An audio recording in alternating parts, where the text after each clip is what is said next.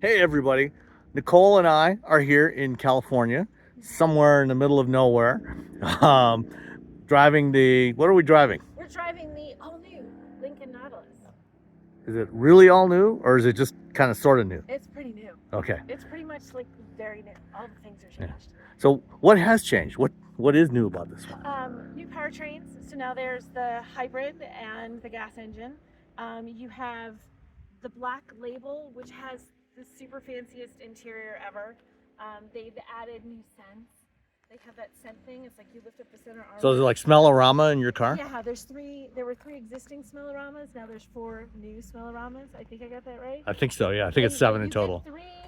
When you have it, you get 3 that are like sort of come with it, but then you can buy the other ones. And I believe they said they're like $30 a pop. And Yeah, there's little cartridges. Yeah. Maybe they look like an old like a drive, like a USB drive. Yeah. Not that big. And they take 2 seconds to fill your car with smell because we were playing with it. Yeah, it was pretty fast. It'll take. Oh, there you go. It smells yummy in the car now. Yeah. So that was the forest one, I think, right? I think Mystic Forest. Yeah. I think it was called Mystic Forest.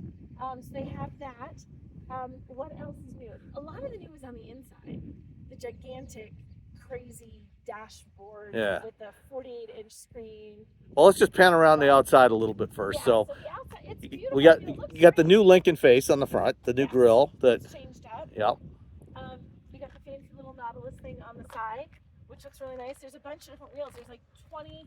Is it 21 and 20? I think 22s are the largest. I think the 22s. These 22s are standard on the black label, which is what this one is. Which is the very top trim, which is right. The priciest one.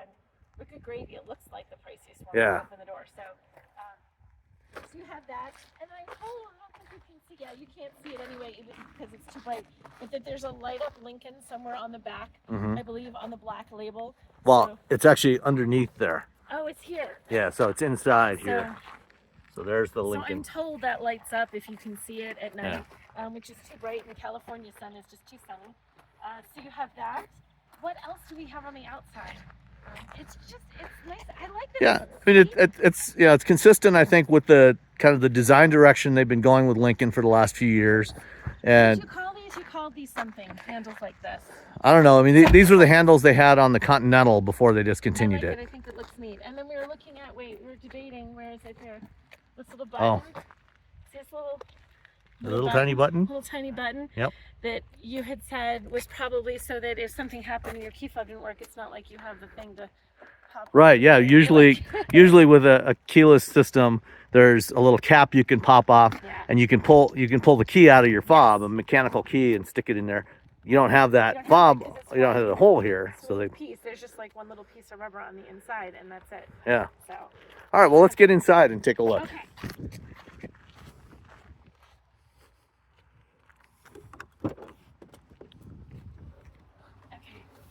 My wallet's in the way. Ooh. Should I turn it on?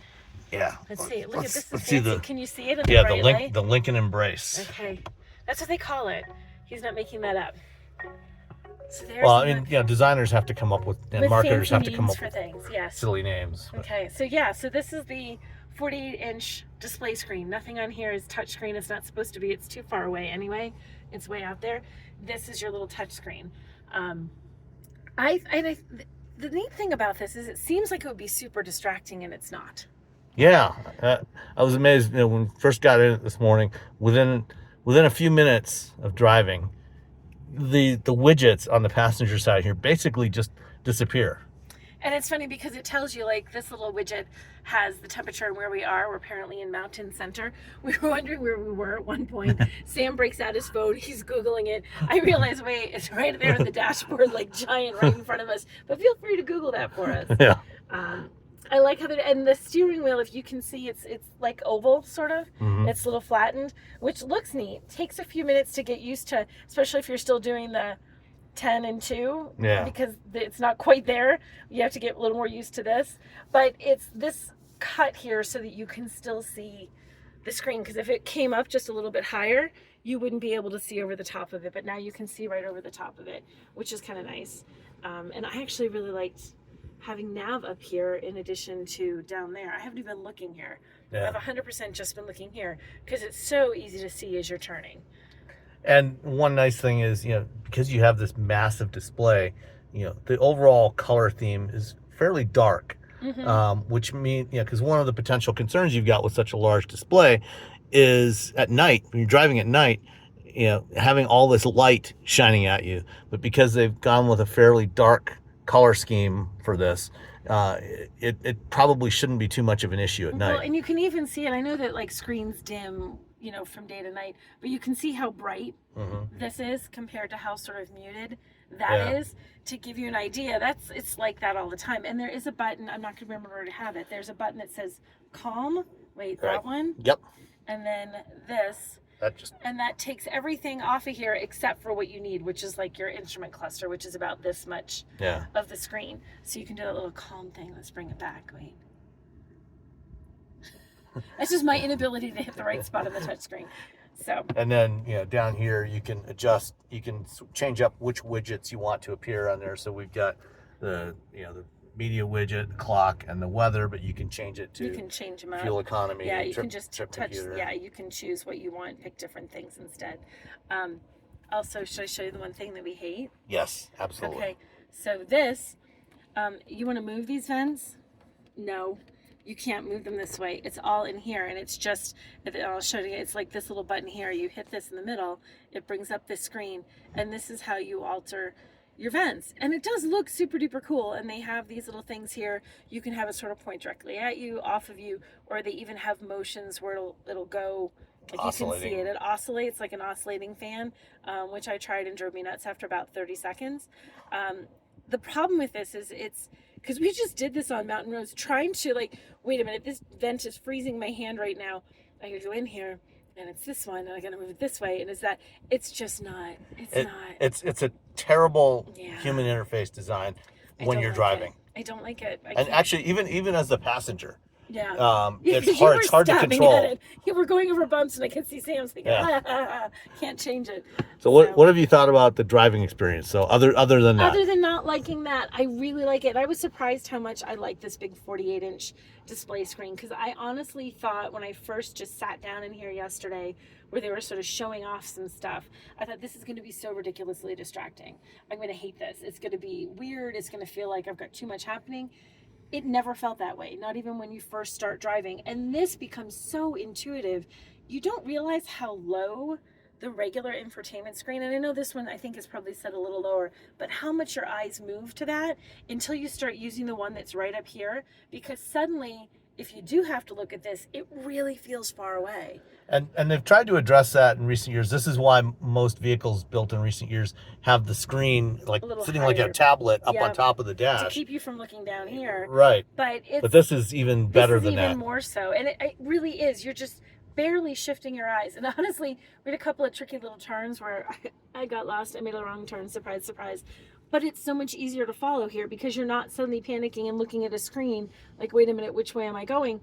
You're still looking at the road almost at the same time when you're looking at the nav, and it makes it so much easier to follow directions. And I loved how this worked. And you can't see because we're not driving, but when you accelerate, there's like a little sort of graphic that kind of comes across, so it sort of gets brighter, and you slow down, and it didn't. So there's some. It's like a bar that lightens up the picture. It's like a bar, but instead of just being a bar, it lightens the picture. It's like it becomes like a fancy graphic. So I really do like this, and there's some cool, and there's some stuff.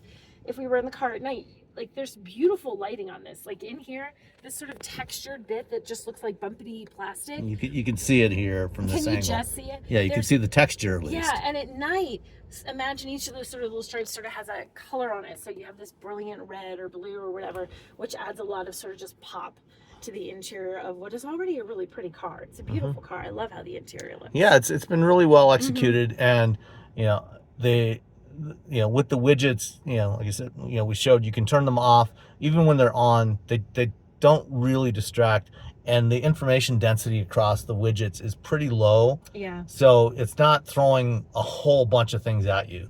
It's pretty minimal, and nice big clear fonts, very easy to read when at a glance. So I think it's been really well executed. It really is. Except for the vents. Except for the vents. Yeah. And I even like how they did this, like the way they have the, for shifting gears. And this has a nice little bit of texture to it. Like it's not smooth right there. So everything feels kind of nice. I got that same texture on top of these buttons. This fancy little crystal thing for the volume. Although we both did the same thing. We wanted to make this a gear shift. We're used to something where it's either a gear shift or something like the BMW iDrive controller. And we're like, where's the volume? It's like this giant crystal thing right beneath my hand. That's the volume. So I think it's beautifully designed, and I think this is really cool. And there's no one else really doing this like this. Not yet. It'll come, but like Lincoln's sort of the first one to do you've seen where they've had the screens where it's a little like 10-inch screen for the passengers that they can control certain stuff, which feels sort of gimmicky because it can reach right here. But this is just like an information display for everybody, and I kind of like that. I almost think it's better than trying to give the passenger one thing and the driver another. Like, no, give one cool display that has my instrument cluster because I need that, but then all this other stuff that anybody can be looking at. People sitting in the back, and you want to see this from the back of the car, no problem. Yeah. All right. So, all new Lincoln Nautilus. Up, thumbs up, thumbs down? Thumbs up, definitely for the Lincoln Nautilus. I love it. All right, 2 thumbs up. All right, thanks everybody. We'll talk to you again soon.